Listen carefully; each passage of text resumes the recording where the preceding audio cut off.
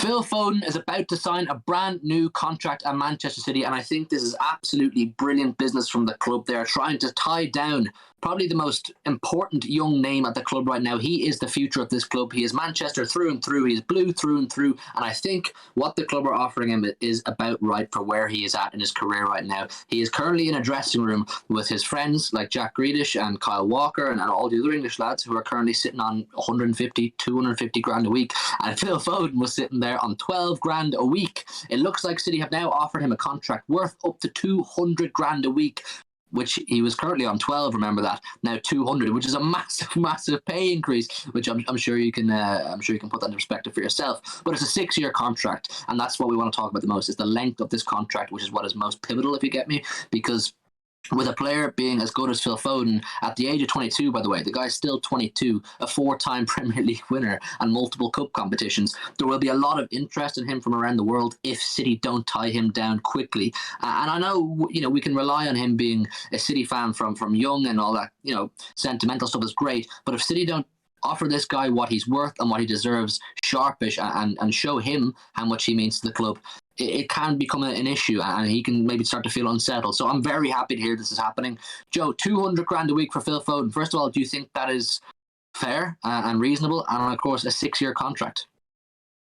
Yeah, I mean, I'm happy with the length of the contract. We all know the famous Phil Foden agrees to sit on the bench for the next 6 years, and now he's got a new 6-year, 200 grand a week deal. So, I mean, listen, he's going to, with the departure of Raheem Sterling, he's going to become one of the most important players in the team, if he wasn't already to begin with. Let's be honest, over the last couple of years, he's been one of the first names on the team sheet, especially for big games. So I think it's deserved. I'm looking at a thing here on Twitter because I could have sworn I seen it. It's from the Daily Star saying he actually rejected the initial offer, which obviously is why it took so long, because this actually happened.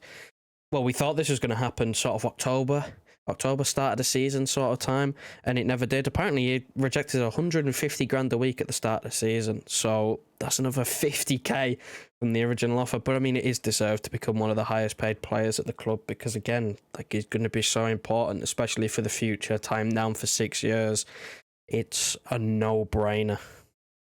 Yeah, I think there's not many players in the world that if they want a 50k per week increase on what they've already been offered, will get it. But I think the club realise that this guy is the future of the club. And I think there's a bit more to it than meets the eye. I think the club and Pep made the quite ruthless decision that it wasn't so much one or the other, but it was very much one's going to be happy, one's not, between Raheem Sterling and Phil Foden. You're going to offer one a big contract and guarantee them a lot of game time, and you're going to tell one, we can't really give you what you're looking for, definitely in terms of game time. So the club clearly made the decision, we're going to let Sterling go based on the fact that he's probably not as good as Phil Foden, and of course he's a lot older than Phil Foden. The club clearly view, and Pep clearly views Phil Foden as an integral part of this team for about, I don't know, the next 10 years possibly. This guy could be a club legend by the time he retires, and the 6-year contract, he's definitely worth it. Joe, do you know what I mean by kind of that decision between Sterling and Foden? Do you think that's a fair point?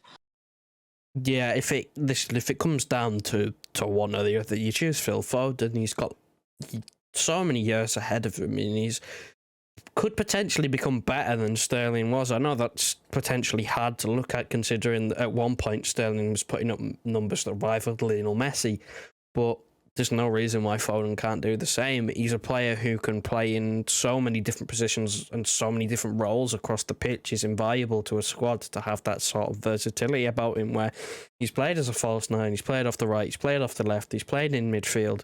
It's something that I think as years go on in his career will, obviously I think he will move back into a midfield role, because I think that's where he's best. But again, he's still young enough to pretty much learn any position on the pitch if he so chooses. Like, that's the sort of talent that we've got.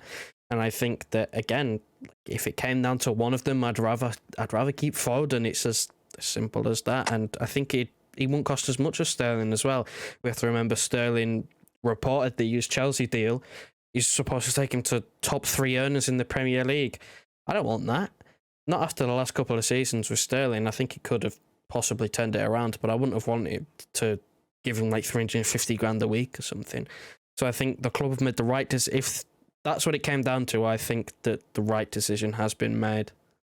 just on your first point there, I think it's fair to say that for the last 2 years, definitely 2 years, I think it's fair to say, Foden has been better than Raheem Sterling. He's showed much more capability to adapt to different situations and different formations. I know all players who have had to play that central false nine role haven't looked amazing, but I think Phil Foden has done an okay job when he's been put there. He showed versatility to play in midfield on either wing. I think he's had a better last 2 seasons than Raheem Sterling, so it doesn't come as a huge surprise that City had put their eggs more so in the Foden basket than Sterling. Obviously now it's Sterling going, but I think, like I said, with the 6-year thing, there's a very much a youthful kind of refreshment going on in the club right now. You bring in Calvin Phillips, who's 25, 26, Erling Haaland, 22, 23, Phil Foden, new contract, he's 22, and Cole Palmer is now going to get a more integral role in the squad next season. Hopefully he'll get more game time. We're led to believe he will. There's a youthful refreshment, like I said, going on, and Phil Foden, who, even though he's still so young, is very soon going to become a leader of that dressing room, because he's been there longer than a lot of lads who are even older than him. I know it's mad to say that they're best mates and all, Jack Grealish and Phil Foden, but Foden's there a lot longer than Jack Grealish. He's a leader. He knows this club inside out. He knows what it means to wear that blue shirt. He's a 4-time Premier League winner, like I said, multiple cup competitions. In 97 Premier League appearances, he's got 24 goals, 13 assists. Champions League, 35 appearances, 9 goals, 7 assists. He scored that big goal against Dortmund. We all remember that. This guy's a huge player moving forward. He's played with generations of City players now over the last 4 or 5 years. He's played with Aguero, Silva, De Bruyne, all these players he's learnt. So it's absolutely not just for the way we play, but for personnel and influence in the dressing room. Phil Foden will become a huge character. Now, I know he sometimes gets the headlines for the wrong reasons, Phil Foden, because, he's a young man and he's getting in controversy, and his misses he's always falling out with and that kind of thing. I give him leeway on that front, because he's a young man and he's living the life, that kind of thing. But as he gets older, he's only 22. As he gets older, he'll become more mature. He'll have a more important role in the squad, and you could see him, if things go well and the trajectory turns out the way we would all like, you could see Phil Foden being a future club captain at some point, Joe. Yeah, I mean, again, I think that's probably on his bucket list, really, as a professional footballer, to captain his club that he supported since he was a child. Like, I'm sure that he'll want to do that, and I'm sure he will get that, obviously, down the line in a few years, but with the idea of, well, none of us want him to leave, and I don't really think he wants to leave. I think he'd be quite happy with spending his career here, that he will eventually get past the armband. Now, whether he's named permanent club captain at one point, I don't know, but it'll be one of them things where he will wear the armband just because he'll be one of the more senior players. It's like Kai Walker getting the armband. He gets it now and again just because he's one of the more senior players in the squad, and I think that's the natural progression. I'm happy he's here, and about the off-pitch stuff, I don't really care about what he gets up to off the field. No. It's not my issue. It's not anyone else's issue. It's up to him to deal with. Again, like you said, he'll mature. I'm sure that stuff will sort of quieten down as he gets on in his career. I mean, what I'm focused about is what he does on the pitch. And when he's on the pitch, I really enjoy watching him because he's a fantastic player. And yeah, I'm just happy that this is out the way with, because it went quiet for a period last season where I thought it'd be done much sooner, but to get it out the way with now and, be able to concentrate on just moving forward and playing football, and he's not got to worry about contract negotiations in the background, and it's just the ideal situation. And I think the contract just reflects the value of the player that we have, that, you're speaking, he could become one of the best players in the world at one point in his career if he just continues the way he's going.